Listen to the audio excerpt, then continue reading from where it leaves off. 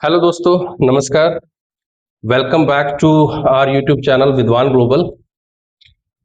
आज हम इस वीडियो में बात करेंगे कि जो सभी यूनिवर्सिटीज की वर्ल्ड रैंकिंग होती है वो किस बेस पे होती है, उसके क्या मायने हैं, और जो अभी लेटेस्ट जो 26 में ग्लोबल यूनिवर्सिटी रैंकिंग हुई है एज पर क्यूएस सिस्टम, तो उसमें पर्टिकुलरली ऑस्ट्रेलिया को लेके क्या न्यूज़ है। और जो आप सुनते हो या आपने कंसल्टेंट से सुना है, चाहे आप यूट्यूब वीडियोस पे देखते हो कि ये लेवल 1 यूनिवर्सिटी, लेवल 2 यूनिवर्सिटीज आपने बहुत सुना होगा और कॉलेजेस के बारे में भी सुना होगा। तो ये बेसिकली है क्या, और आपके प्रोफाइल के साथ किस तरह से मैच होते हैं या मैच करवाने हैं आपको, ताकि आपको एडमिशन्स में मिल जाए और आगे वीजा में सक्सेस मिले। ठीक है, तो इस वीडियो को बड़े ध्यान से सुनना, समझना, एंड तक जरूर देखना, और अपने साथियों को, अपने भाई बहनों को, अपने जो भी रिलेटिव्स हैं उनको भी शेयर करें जो भी इस नॉलेज को पाना चाहते हैं। ठीक है, बढ़ते हैं आगे। देखो, क्यूएस एक इंस्टीट्यूशन है जो कि पूरी वर्ल्ड की सभी यूनिवर्सिटीज की रैंकिंग इवैल्यूएशन करते हैं हर साल। ठीक है, हम क्यूएस रैंकिंग पे ही रहेंगे। वैसे तो बहुत सारी एजेंसीज है जो करती रहती हैं इंडिपेंडेंटली, जो कंट्री टू कंट्री भी करती हैं इंटरनल बेसिस पे, लेकिन क्यूएस रैंकिंग को one of the best ranking system माना जाता है पूरे वर्ल्ड में। ठीक है, अब इसकी अगर हम बात करें कि क्या वो बेसिस हैं जिनके ऊपर आप की यूनिवर्सिटीज की रैंकिंग होती है, क्या वो फैक्टर्स हैं। तो सबसे पहला जो फैक्टर आता है वो आती है यूनिवर्सिटी की एकेडमिक रेपुटेशन कैसी है, मतलब उसमें किस तरह के एकेडमिक्स उनके पास है, कोर्सेज हैं या रिसर्च प्रोग्राम्स हैं। तो वो एकेडमिक रेपुटेशन देखी जाती है उस यूनिवर्सिटी की। उसके बाद एम्प्लॉयर की रेपुटेशन देखी जाती है, एम्प्लॉयर की रेपुटेशन कैसी है। उसके बाद देखी जाती है फैकल्टी, जो है फैकल्टी स्टूडेंट, आपकी रेशो क्या है या किस तरह के स्टफ आता है, उनकी आगे उनकी क्या ग्रोथ हो रही है, उस हिसाब से उसकी एवेल्युएशन करी जाती है। उसके बाद आता है साइटेशन फॉर फैकल्टी, ये भी फोर्थ फैक्टर आता है। उसके बाद आता है इंटरनेशनल स्टूडेंट्स उस यूनिवर्सिटी में कितने आते हैं। ठीक है, और इंटरनेशनल स्टूडेंट की डाइवर्सिटी कितनी है। डाइवर्सिटी मीन्स कि कोई पर्टिकुलर एक दो ही कंट्री से आ रहे हैं या बहुत सारी कंट्री से आ रहे हैं। जैसे मैं इंडिया की बात करूं कि एलपीयू में, लवली प्रोफेशनल यूनिवर्सिटी में, चंडीगढ़ यूनिवर्सिटी में, आईआईटीज में, बहुत सारी यूनिवर्सिटी कंट्रीज से स्टूडेंट्स वहां पढ़ने आते हैं। डाइवर्सिटी ऑफ इंटरनेशनल स्टूडेंट्स है वहां पे, है ना। और इसके साथ साथ वहां पर जो इंटरनेशनल फैकल्टी, ये भी एक फैक्टर होता है कि इंटरनेशनल फैकल्टी भी है क्या उस यूनिवर्सिटी में, ये भी उसमें स्कोर में इंटरनेशनल जो वर्क हो रहा है, इंटरनेशनल लेवल पे जो चीजें चल रही हैं उनके ऊपर जो रिसर्च हो रहा है, ये भी एक मैटर होता है जिससे कि यूनिवर्सिटी की रैंकिंग को जज किया जाता है। उसके बाद एम्प्लॉयमेंट आउटकम्स कैसी आती हैं उस यूनिवर्सिटी से पढ़ाई करने के बाद, स्टूडेंट्स को एम्प्लॉयमेंट अपॉर्चुनिटीज कितनी मिलती हैं, किस लेवल की मिलती हैं, कितने पैकेजेस मिलते हैं, किस इंडस्ट्री में मिलती हैं, ये सारे फैक्टर्स भी देखे जाते हैं। उसके बाद उस यूनिवर्सिटी की सस्टेनेबिलिटी कि कितने सालों चल रही है, रह रही है क्या नहीं, उनके जो रैंकिंग सिस्टम है ना। तो ये जो सारे फैक्टर्स मैंने बताया ना, ये सारे फैक्टर्स को कंसिडर करके एक ओवरऑल स्कोर निकाला जाता है, और ओवरऑल स्कोर के बेसिस पे उसकी रैंकिंग आती है। और ये सब आपको पता है कि जितना रैंक कम होगा, यानी कि 1 है तो इट मीन्स के टॉप पर है, 2 है तो 1 से नीचे है ना। तो इस तरह से रैंकिंग गिरती जाएगी। तो आज की डेट में अगर हम 26 की अगर बात करें ना, तो नंबर 1 पे जो यूनिवर्सिटी है, ये आपके लिए काम छोड़ता हूँ, आप थोड़ा सा सर्च करो, मैं तो बता दूंगा, मैंने तो करी हुई है रिसर्च सारी, मैं तो इस पे स्टडी भी करता रहता हूँ, क्योंकि आप लोगों के अगर एडमिशन्स कराने हैं, वीजास लाने हैं, तो नॉलेज बनानी हमें भी जरूरी होती है। और ये नॉलेज बनाना कोई ऐसा काम नहीं है कि एकदम रुक जाता है, ये निरंतर चलता रहता है, थ्रू आउट द लाइफ चलती है ये चीजें, नॉलेज बनाने। आप भी थोड़ी सी ढूंढो, सर्च करो, आपके लिए काम है। मैं हिंट देता हूं कि ये यूएसए की यूनिवर्सिटी है नंबर 1 रैंक पे। ठीक है, आप जाकर देखना, और लास्ट ईयर भी वो नंबर 1 थी। ठीक है, अब हम बात करते हैं कि रैंकिंग के बारे में, आप थोड़ा सा हम जान लेते हैं कि इंडिया की जो यूनिवर्सिटीज हैं वो कहां पर स्टैंड करती हैं। ठीक है। इंडिया में अगर मैं बात करूं तो जो 2026-26 की जो QS वर्ल्ड यूनिवर्सिटी रैंकिंग हुई है, उसमें IIT दिल्ली 123rd प्लेस पे है, 123वें नंबर पर है। और लास्ट ईयर वो 150th रैंक पर थी, 150 रैंक से 123rd रैंक पर आई है। तो इसके लिए तो क्लैपिंग होनी चाहिए कि हमारा इंडियन जो यूनिवर्सिटीज हैं अच्छा परफॉर्म करती हैं, जो कि टॉप में, इंडिया में जो टॉप में है, बहुत अच्छा परफॉर्म करती हैं वर्ल्ड लेवल पे। कि ये जो सभी फैक्टर्स हैं इसको कंसिडर करके IIT दिल्ली जो है 27th रैंक उसने अप किया है, ठीक है। उसके वजह से IIT बॉम्बे की अगर मैं बात करूं 129th रैंक पर है। IIT मैड्रास की बात करूं तो वो 180th रैंक पर है। ये मैंने 3 रैंक्स बताए हैं आपको, बाकी आप सर्च कर लेना, ठीक है। अब हम इस वीडियो में पॉइंट पर आते हैं कि ऑस्ट्रेलिया के लिए जो बातें हो रही हैं कि आप ऑस्ट्रेलिया स्टडी करने जाना चाहते हो, तो वहां की यूनिवर्सिटीज की क्या रैंकिंग चल रही है, ठीक है। कि ऑस्ट्रेलिया की यूनिवर्सिटी कहां स्टैंड करती है। नो डाउट कि जो ग्लोबल रैंकिंग है ऑस्ट्रेलिया की, वर्ल्ड के 3rd नंबर पर है, ठीक है। अगर ओवरऑल अगर हम देखें तो इसकी 3rd प्लेस पे है। इसका एजुकेशन सिस्टम जो है 3rd प्लेस पे काउंट किया जाता है ऑल ओवर द वर्ल्ड। तो नो डाउट एक बहुत अच्छा स्टडी डेस्टिनेशन है, ठीक है। अब बात करते हैं कि वहां की यूनिवर्सिटीज ने कैसा परफॉर्म किया, 2025 में कहां स्टैंड कर रही थी और 2026 में कहां आई। कुछ 5-6 यूनिवर्सिटीज का ही मैं कंसिडर किया है जो कि लेवल 1 में आती है। अब लेवल 1 लेवल 2 भी आगे थोड़ा सा डिस्कस करूंगा मैं, और क्या मायना रखता है, क्या आपके लिए यूजफुल चीज है, इसके पीछे एक रक्स क्या है, वो भी बात करेंगे। तो बात करते हैं द यूनिवर्सिटी ऑफ मेलबर्न। ये 2025 में 13th रैंक पर थी, 13वें नंबर पर थी। अब इसका रैंक गिरकर 19th रैंक पर चली गई है, ये पीछे चली गई है। जो भी रीजन रहे, एनालिसिस के जो भी रैंकिंग के जो फैक्टर्स होते हैं उनको कंसीडर किया। The University of New South Wales ये भी पीछे आई, 19th रैंक पर थी 2025 में, ये 20वें रैंक पर आ गई। यूनिवर्सिटी ऑफ सिडनी 18वें रैंक पर थी, ये भी 25वें रैंक पर आ गई। ऑस्ट्रेलियन नेशनल यूनिवर्सिटी 30वें रैंक पर थी, ये 32वें रैंक पर आ गई। तो ये 4 का बताया मैंने जो रैंक नीचे आए, इसके पीछे ये फैक्टर्स जो मैंने बताए थे अभी, तो ये सारे कंसिडर किए जाते हैं, इनकी वजह से ये थोड़ा सा इसका नीचे रहा है। लेकिन कुछ यूनिवर्सिटी ने अच्छा भी परफॉर्म किया है as compare to last year, 2025 के मुकाबले में 26 में अच्छा परफॉर्म किया है। तो सबसे पहली जो अच्छा परफॉर्म करने वाली जिसने रैंक में अप किया है, मोनाश है, उसने 37 से 36 पोजीशन पर आया है।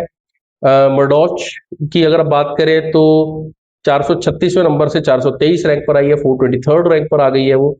और जेम्स कुक 445 रैंक से अप होकर 440th रैंक पर आ गई है, 440वें रैंक पर आ गई है। और एडिथ कोविन यूनिवर्सिटी ने अच्छा परफॉर्म किया है, 516वें रैंक से ये 487th रैंक पर आ गई है, 487वें रैंक पर आ गई है। तो एडिथ कोविन यूनिवर्सिटी ने अच्छा परफॉर्म किया है। ये तो अब थोड़ी थोड़ी यूनिवर्सिटी की रैंकिंग के बारे में बात होगी, ऑस्ट्रेलिया कहाँ है। ओवरऑल अगर हम देखें तो Australia won of the best destinations इस समय है।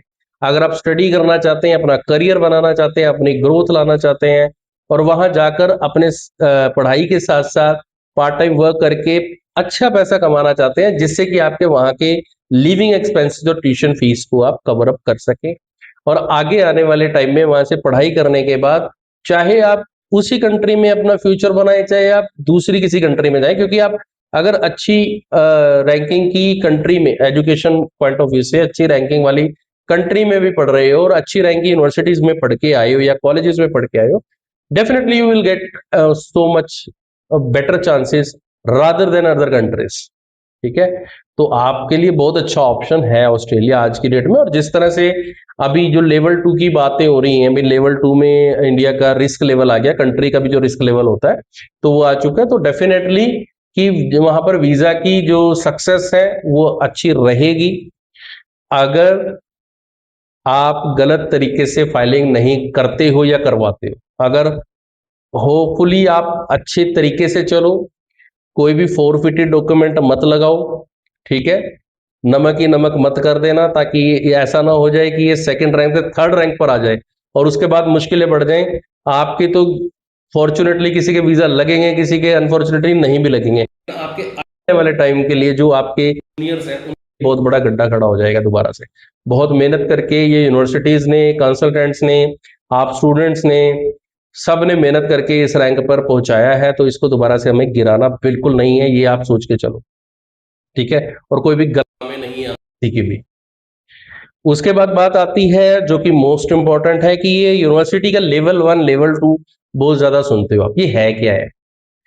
तो ऑस्ट्रेलिया में अगर हम बात करें लेवल 1 लेवल 2 की, जो लेवल 1 है हम उसको ऐसे डिफाइन कर रहे हैं कि जिन यूनिवर्सिटीज की वर्ल्ड रैंकिंग में 500 के अंदर की रैंकिंग है, वर्ल्ड रैंकिंग में, उसको हम लेवल 1 ले रहे हैं, और जो 500 के बीच को हम ले रहे हैं। अब अगर लेवल 1 लेवल 2 में अच्छा क्या है, बुरा क्या है, या क्या कंसीडर करना है, इसको समझने के लिए 4-5 फैक्टर्स हैं, उसके ऊपर उसको समझना बहुत जरूरी है।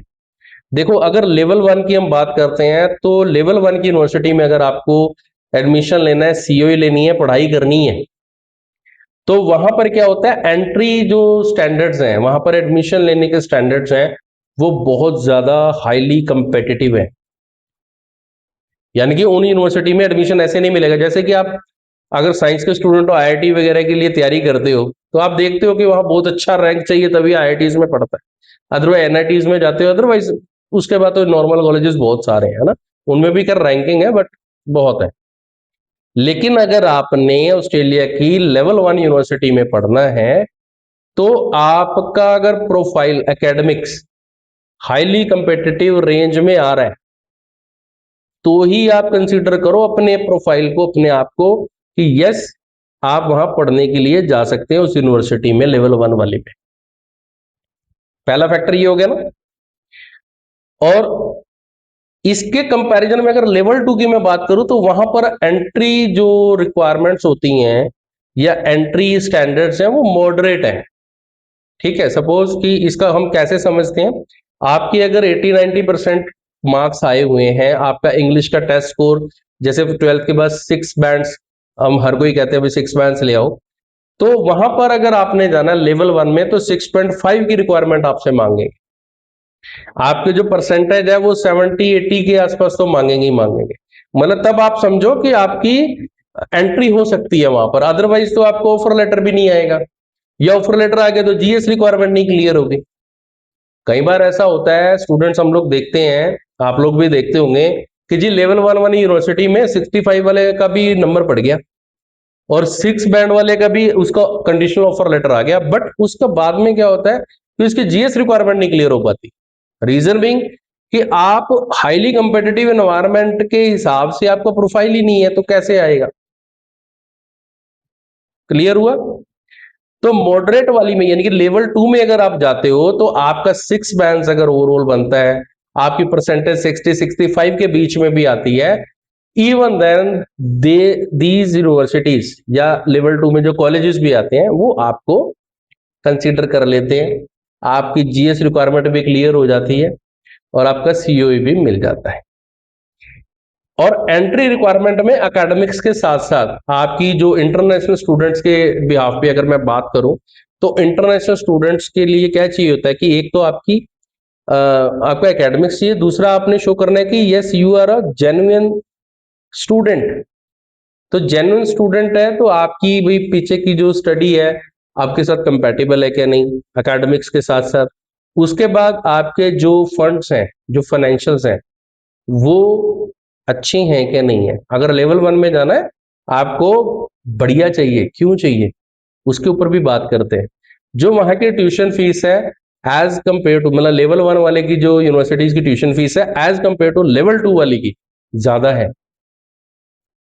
तो आपको अच्छी एकेडमिक्स के साथ साथ अच्छे फंड्स भी चाहिए, और उन फंड्स को सपोर्ट करने के लिए डॉक्यूमेंट्स भी चाहिए, और फर्दर उसका आगे दिखाने के लिए आपके जो स्पॉन्सर्स हैं उनकी इनकम भी बढ़िया चाहिए। अगर वो चीजें हैं तो आपका लेवल 1 के लिए अपने प्रोफाइल को कंसीडर करो, अदरवाइज आप लेवल 2 में ट्राई करो। कोई जरूरी नहीं है कि लेवल 1 में ही जाना है, या हमने सोच लिया जब आपका प्रोफाइल सेट नहीं बैठ रहा, लीव दैट, आप लेवल 2 में जाओ। उसके बाद बात आती है कि वहाँ फैसिलिटीज क्या होती हैं। जो लेवल 1 में अगर हम पढ़ाई करने जाते हैं, तो वहाँ जो मैंने पहले भी बताया था कि ये जो रैंकिंग होती है ये वहाँ के रिसर्च वर्क कितना अच्छा हो रहा है ये भी एक कंसिडर करते हैं कि इंटरनेशनल लेवल पे रिसर्च कितनी होती है उस यूनिवर्सिटी में। तो जो ऑस्ट्रेलिया में भी जो लेवल 1 की जो यूनिवर्सिटीज है ना वहाँ पे रिसर्च वर्क ज्यादा होता है। ठीक है, ग्लोबल लेवल पे जो ग्लोबल पार्टनरशिप्स होती है, चाहे वो एकेडमिक्स की लगा लो, चाहे वो स्पेशल क्लासेस की लगा लो, या वहाँ की रिसर्च के ऊपर काम होता है वो लगा लो, तो ये जो लेवल 1 की यूनिवर्सिटीज होती हैं वो ज्यादा होती है। और अगर मैं लेवल 2 की बात करूं तो वहाँ पे जो क्या होता है, जो फैसिलिटीज होती है वो गुड लेवल की आप कह सकते हो, एक्सीलेंट लेवल की नहीं है, गुड लेवल की चलती हैं। तो वो कंडीशंस होती हैं लेवल 2 की। इसके बाद जो आप, अगर आपका प्रोफाइल लेवल 1 के लिए सूटेबल है, यानी कि एकेडमिक्स भी बढ़िया है, कंपैटिबिलिटी है स्टडी में, आपके स्पॉन्सर्स का फाइनेंशियल प्रोफाइल भी बहुत बढ़िया है, उनकी इनकम भी जो स्टेटमेंट्स हैं वो भी बहुत बढ़िया है, प्रॉपर सारा कुछ है, और आपके फैमिली टाइप्स, कंट्री टाइप सब कुछ बढ़िया है, आपकी जीएस रिक्वायरमेंट क्लियर हो जाएगी, वीजा लग गया तो आप वहां जाओ। क्यों जाओ? क्योंकि लेवल 1 की यूनिवर्सिटी से अगर आप कर लेते हो, आपका प्रोफाइल एलिजिबल है और आप कर लेते हो, तो आपकी जो एम्प्लॉयबिलिटी है आगे कोर्स को करने के बाद, वो हायर एम्प्लॉयबिलिटी है एज कंपेयर टू अगर लेवल 2 के किसी यूनिवर्सिटी या कॉलेज से आप पढ़ाई करते हो तो। ये तो पता ही है आपको, ये जैसे सिंपल सी वे है कि आप सपोज करो बीटेक कर रहे हो, अब एक है कि एक पर्सन आईआईटी से कर रहा है, एनआईटी से कर रहा है, एक नॉर्मल कॉलेज से कर रहा है, तो प्रेफरेंस किसको दी जाएगी? आईआईटी वाले को। ठीक है, तो ये आप लेवल 1 में अगर आपका प्रोफाइल एलिजिबल है, सब कुछ ठीक है, तो आप वहां जाओ, तो लेवल 1 में पढ़ाई करो, आपको एम्प्लॉयबिलिटी भी बढ़िया मिलेगी, आप पोस्ट स्टडी वर्क वीजा पे जब आओगे तब भी आपको अपॉर्चुनिटीज बढ़िया मिलेंगी, और जब आपकी वहां पे पीआर के लिए कंडीशन सारी पूरी हो जाती है, पीआर के बाद भी आपको बढ़िया जॉब मिलेगी, आपका फ्यूचर अच्छा हो जाएगा। बट इसमें जो समझने वाली बात है वो क्या है, जो अभी मैंने बताई है, कि अगर आपका प्रोफाइल लेवल 1 के लिए सूटेबल है तो जाओ। मैंने बहुत सारे केसेस देखे हैं, सुने हैं कि उन लोगों ने क्या किया, बच्चे का एडमिशन कराने के लिए, लास्ट कई सालों से चल रहा है और अभी भी लोग करेंगे, है ना, कि लेवल 1 की यूनिवर्सिटी में करते हैं, चलो एकेडमिक्स अच्छा है, लेवल 1 के लिए ठीक है, डाल देते हैं, और साथ में फंड्स देखे नहीं है, फंड्स नहीं देखे तो वैसे जीएस क्लियर नहीं हुई, फिर उसका टाइम खराब होगा 2-3 महीने, फिर उसको लेवल 2 में लेके आए, फिर 2-3 महीने लगा दिए। एक तो ये टाइम खराब होता है। ठीक है, क्यों? क्योंकि आपके प्रोफाइल की प्रॉपर इवैल्यूएशन आपका कंसल्टेंट कर ही नहीं पा रहा, ये सबसे बड़ी प्रॉब्लम है, और आप भी नहीं उस चीज को समझ पा रहे हो कि मेरा प्रोफाइल कहाँ स्टैंड कर रहा है, क्यों आप लेवल 1 कर रहे हो या लेवल 2 कर रहे हो, आप लॉजिक तो दो थोड़ा सा, उससे समझो। राइट? दूसरा क्या हो रहा है कि बच्चे ने लेवल 1 में ले लिया, फंड भी सारा कुछ हो गया, और बाकी उसका सपोर्टिंग में जो भी इनकम के प्रूफ थे वो भी ठीक थे, बट क्या हुआ, बच्चा जब वहां गया, 2-3 महीने 6 महीने पढ़ाई करी, उसने देखा यार कि यार मैं तो यार इतनी भारी भरकम फीस को बेयर करने के लिए बहुत मुश्किल हो रहा है मुझे, तो ना पेरेंट्स के पास आगे के लिए फंड है इतना। ठीक है, वो किसी तरीके से वीजा निकालने के लिए जो भी किया हो, लेकिन प्रेजेंट कंडीशन उनकी खराब हो जाती है, और वो खराब होने के कारण क्या होता है कि भाई अब तो चलो कंडीशन लगा दी है कि भाई आप इतने टाइम के बाद ही अगर कुछ चेंज करना है तो करोगे, अदरवाइज तो क्या हो रहा था पहले कुछ सालों से, बच्चा जाता किसी यूनिवर्सिटी में था, जाते ही वो यूनिवर्सिटी चेंज कर लेता था, किसी कॉलेज में जाके एडमिशन ले लेता था। कॉलेज में क्यों लेता था? वहां फीस कम होती थी, लेवल 2 के किसी कॉलेज में जाके पढ़ जाता, कोर्स भी चेंज करने के पीछे भागता था। बट अब ये थोड़ी सी रिस्ट्रिक्शंस लगाई हुई हैं, तो मेरा ये कहना है कि अगर आपका आगे तक का सिस्टम, सपोज बैचलर्स करने जा रहे हो, तो बैचलर्स डिग्री करने जा रहे हो, आपने देखा कि 3 साल में इतना खर्चा है मेरा, और आज की डेट में तो चलो फंड है, आगे का हो पाएगा क्या? नहीं। वहां ऑस्ट्रेलिया में जाकर आपको कितने का काम मिल पाएगा कि आप इतनी अर्निंग कर लोगे, आपने अपना लिविंग एक्सपेंसेस भी निकालना है, एक्स्ट्रा भी कुछ पैसा चाहिए, कई बच्चों का ये भी होता है घर भी भेज देने अपने ट्यूशन फीस के लिए, कितना आप इकट्ठा एक्यूमुलेट कर पाओगे। तो ये सारी चीजें आपने कैलकुलेशंस करनी है। उसी के बाद आप डिसाइड करो that you should go for level 1 university और you should go to a level 2 university और कॉलेज। ये जो सिलेक्शन है ना, ये इतनी क्रूशल है, जो कि आपके टाइम को भी बचाती है और आपके पैसे को भी बचाती है, और आने वाली जो फ्रस्ट्रेशन है that you may face in future, उसको भी बचाती है। आप पीसफुल होके आप अब्रोड कंट्री में पढ़ने जा रहे हो, अपना करियर बनाने जा रहे हो, तो ये जो डिसीजन की जो लाइन है, ये लाइन को किस तरफ पार करना है, ये पहले ही देखना बहुत जरूरी है। बाद में आप एक वीजा निकालने के लिए भी कर लेते हो, बाद में करते हो, तो उसमें आगे भी प्रॉब्लम आती है। कुछ लोगों ने जिन्होंने किया आगे भी प्रॉब्लम आती है, जब वो टीआर के लिए करते हैं या पीआर के लिए फाइल लगाते हैं, उनकी जो उसकी रैंकिंग है पर्सन की, तो वो उसमें भी चीजें चेंज हो जाती हैं कि आपने पहले तो इस यूनिवर्सिटी में आए थे इस कोर्स में, बाद में ये चेंज क्यों किया, चाहे उसमें टाइम लिमिट लगा दिया भाई इतने टाइम तक कुछ नहीं कर सकता है ना। तो ये जो चीजें हैं ये आपके ओवरऑल फ्यूचर को भी हैम्पर करती हैं। तो मेरा आप लोगों से हाथ जोड़ के ये रिक्वेस्ट है, आप जिस भी कंसल्टेंट के पास जा रहे हैं या जिससे भी आप सलाह ले रहे हैं, अपने बड़े भाई बहन या वहां पे कोई रिलेटिव बैठा है, आप थोड़ा सा खुद भी दिमाग लगाओ, खुद भी रिसर्च करो, और अगर नहीं आ रहे हमारे पास आओ, विद्वान ग्लोबल के पास आओ, हम लोग आपके प्रॉपर कंसल्ट करेंगे, पूरा टाइम लेके करेंगे। ये नहीं ऑन द स्पॉट आज ठीक है जी 2-4 ये है जी, और जैसे कुछ देखा होगा आपने, कुछ डॉक्टर होते हैं जाते ही ना कहते हैं जी बुखार है और एक पर्ची सी बनाई ले, गोलियां ले लियो। वो एक एक्सपेरिमेंट है, हिट एंड ट्रायल वाला, वो लॉजिकल एक्सपेरिमेंट नहीं करते। तो ऐसे ही आप लोग भी कई बार कईयों के पास जाते हो, वो हिट एंड ट्रायल करते हैं। अच्छा यार इधर ए स्कोर है तो चलो इनू इथे भेज देने हैं, गल खत्म इथे हो जाएगा, है कोले पे। हो सकता है आपका प्रोफाइल लेवल 1 के लिए, हो सकता है आपके फाइनेंशियल्स भी अच्छे हो, लेकिन वो अपनी कमीशन के चक्कर में या ये देखने के चक्कर में कि ईज हो रही है, ठीक है यार वहां भेज दो, क्या पता आपको लेवल 2 का कॉलेज दे दे कोई, या ठीक है यार इसका प्रोफाइल लेवल 1 में लेके चलते हैं, वहां जल्दी निकलेगा, ऐसा होगा वैसा होगा। आपको प्रोफाइल मैच नहीं कर रहा, उसमें डाल दिया, उसके लिए प्रोसेस चालू कर दी, कंडीशनल ऑफर लेटर तो आ गया, बाकी आगे गड्ढे में गया केस। तो ऐसा ना हो आपके साथ, प्रॉपर वे में अपने प्रोफाइल को असेस करवाएं, आप हमसे आकर मिलें, या आप जिस भी कंसल्टेंट के पास जा रहे हैं उससे लॉजिक लें कि आपको प्रोफाइल यहां स्टैंड कर रहा है तो क्यों कर रहा है, और दूसरी प्लेस पर क्यों नहीं कर रहा है, आप पूछें उससे, जिससे कि आपको प्रॉपर वे में आपका करियर पाथ डिजाइन हो सके। अगर आप भी हमारे ऊपर ट्रस्ट करते हो, विद्वान ग्लोबल पे ट्रस्ट करते हो कि आप के हम केस को बड़ा अच्छे तरीके से हम मैनेज करके ही आपको वीजा दिलाएंगे और आगे आपका फ्यूचर बनाएंगे, तो अगर आपको लगता है ट्रस्ट है, तो आप हमसे आकर मिलें, स्क्रीन पर दिए नंबर पर कॉल करें, ऑफिस में आए।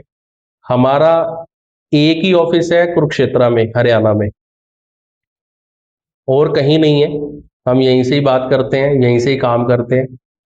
और अगर आप हमसे काम करवाना चाहते हैं तो हमसे आकर मिल सकते हैं। प्रोफाइल इवैल्यूएशन, ठीक है, आप फोन पे आप डॉक्यूमेंट्स भेज सकते हैं, चाहे ईमेल कर सकते हैं।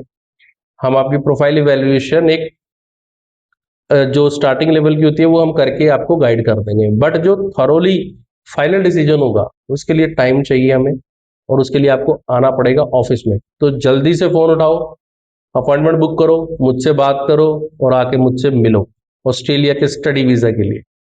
थैंक यू, बाय, नमस्कार।